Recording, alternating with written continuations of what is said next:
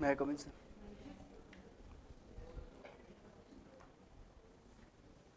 Good afternoon, sir.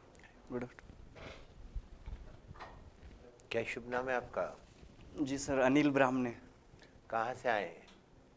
Barwani district. Barwani district proper Barwani के या तहसील के कहीं के? नहीं, तहसील सर वरला, तहसील वरला? वरला, ग्राम सोलवन और डिस्ट्रिक्ट बड़वानी। वरना वो अच्छा। तो एलएलबी कब की है आपने? सर 2020 में, 2020 पास 2020 आउट। में। उसके बाद क्या करते हैं अभी आप? सर उसके बाद तो इसमें एडीपीओ के प्रिपरेशन में लगे हुए थे। कोर्ट जाते हैं? प्रैक्टिस चालू की? नहीं सर, प्रैक्टिस नहीं गया अभी तक। नहीं की? घर में कोई है और लॉ फील्ड में? No sir. कोई भी नहीं? तो अभी घर में फिर खेती वगैरह? हाँ सर, खेती है। खेती करते हैं? जी। कौन कौन है घर में? घर में मम्मी पापा, दादा दादी, अंकल आंटी, जॉइंट फैमिली। अच्छा, जॉइंट फैमिली है। तो सेंधवा पास में है या बड़वानी पास में? सेंधवा पास में। और खेतिया? खेतिया दूर है सेंधवा से, खेतिया दूर है? 50 के समथिंग पड़ता वहाँ से। अच्छा अच्छा। तो संज्ञेय अपराध और असंज्ञेय अपराध क्या होते हैं? किसे संज्ञेय अपराध कहेंगे, किसे असंज्ञेय? Cognizable, non cognizable? Yes sir. बताएं क्या है ये? सर संज्ञेय अपराध वो अपराध होते हैं जिसमें पुलिस जो है बिना वारंट के अरेस्ट कर सकती है, और असंज्ञेय में वारंट की आवश्यकता पड़ती है, उसके बाद ही पुलिस उसको अरेस्ट कर सकती और ट्रायल कितने प्रकार की होती हैं? है। विचारण?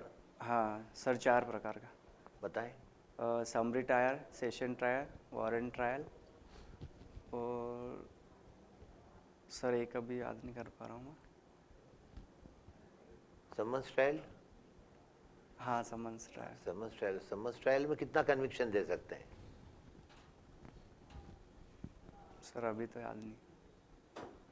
379 चोरी की, चोरी किसे कहते हैं और चोरी कब होती है?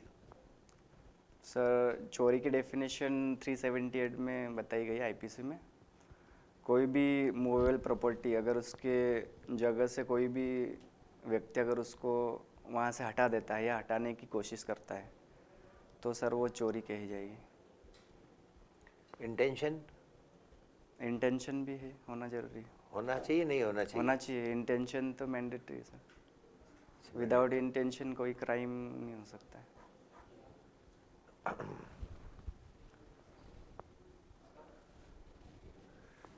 एविडेंस एक्ट पढ़ा है?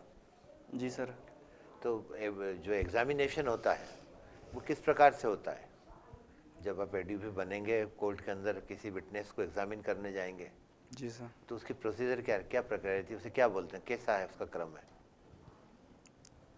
सर बेसिकली एग्जामिनेशन तो 3 प्रकार का होता है।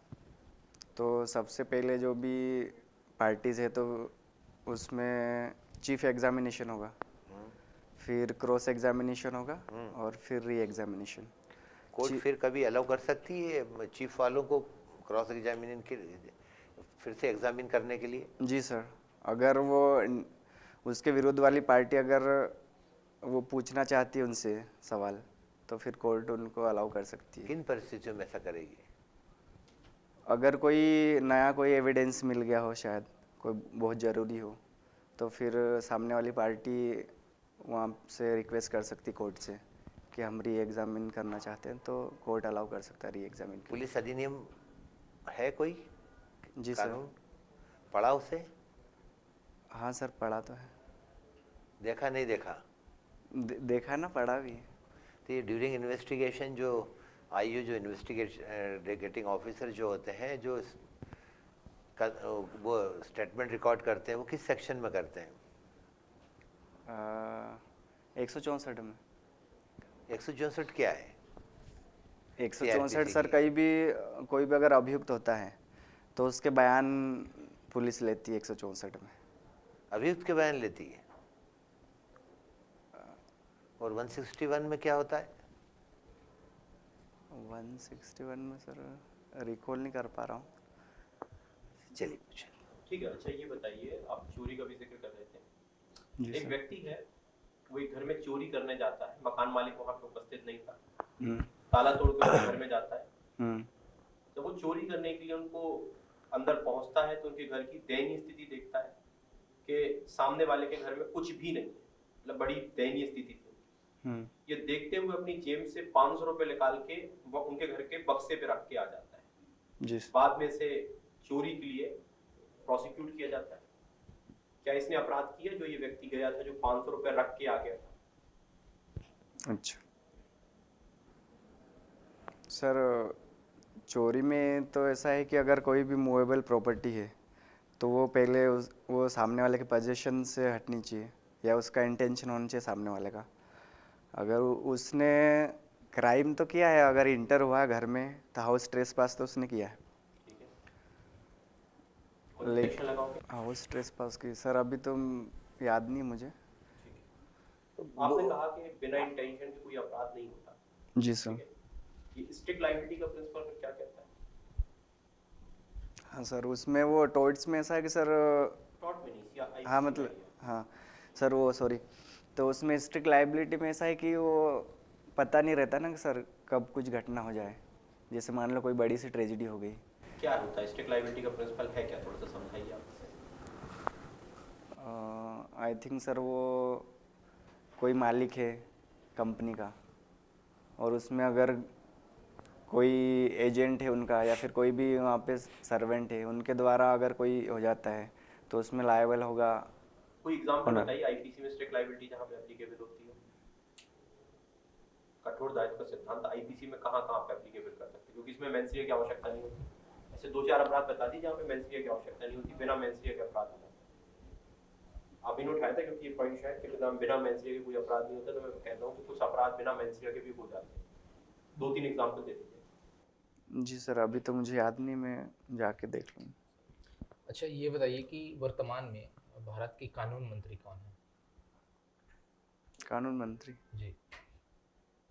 अर्जुन राम मेघवाल। अच्छा, ठीक है। अच्छा, और ये बताइए कि एडवोकेट जनरल कौन है मध्य प्रदेश के? एडवोकेट जनरल सर मुझे याद नहीं अभी तो। अच्छा, अटॉर्नी जनरल सुना होगा आपने? जी सर। और एक सॉलिसिटर जनरल होता है। जी सर। दोनों में अंतर क्या है?